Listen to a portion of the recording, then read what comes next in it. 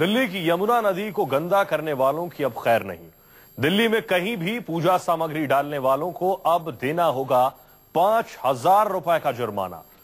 इतना ही नहीं, अगर कोई यमुना में मकान का मलबा डालते हुए पकड़ा गया तो उससे 50,000 रुपए तक जुर्माना वसूला जाएगा। इसी को लेकर सरकारी वकील बालेंदु शेखर से बात की हमारे संवाददाता प्रभाकर मिश्रा ने। अब यमुना में पूजा सामग्री डालने पर जुर्माना हो सकता है, ऐसा आदेश दिया है एनजीटी ने। हमारे साथ इस मसले पर बात करने के लिए एनडीएमसी के एडवोकेट हैं बालेंदु शेखर जी।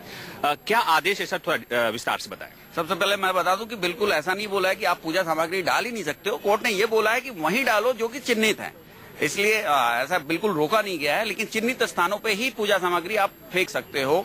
और बहुत सारी चीजें, यमुना को कैसे पॉल्यूशन से रोका जाए, वहां पे कैसे अनऑथराइज जो कंस्ट्रक्शन है उनको चेक कैसे किया जाए, वो सारी चीजों को आज बड़ी कॉम्प्रिहेंसिव वे में इस जजमेंट में उन्होंने रखा है। जो जुर्माने की बात की गई है कि जुर्माना जो लगाया जाएगा, पूजा सामग्री जो चिन्हित जगह है वहां अगर नहीं डालकर कहीं और डाला जाता है या अनधिकृत निर्माण किया जाता है तो उस पर जो जुर्माने का प्रावधान है वो किस तरह का प्रावधान है, कितना जुर्माना लगाया जा सकता है और कब तक लगाया जाएगा? जुर्माने का जो इन्होंने जो क्वांटम रखा है कि यदि कोई डेब्रिस वगैरह इस तरह के मलबा फेंकते हैं तो उसके ऊपर 50,000 का जुर्माना रखा है एनजीटी ने, पॉल्यूटर पे प्रिंसिपल के तहत।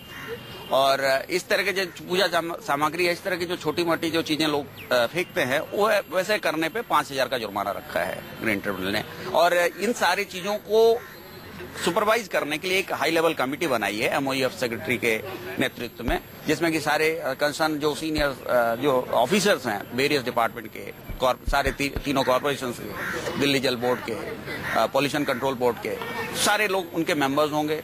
और फिर टाइम टू टाइम हर क्वार्टर पे इनको अपनी रिपोर्ट एनजीटी में देनी पड़ेगी।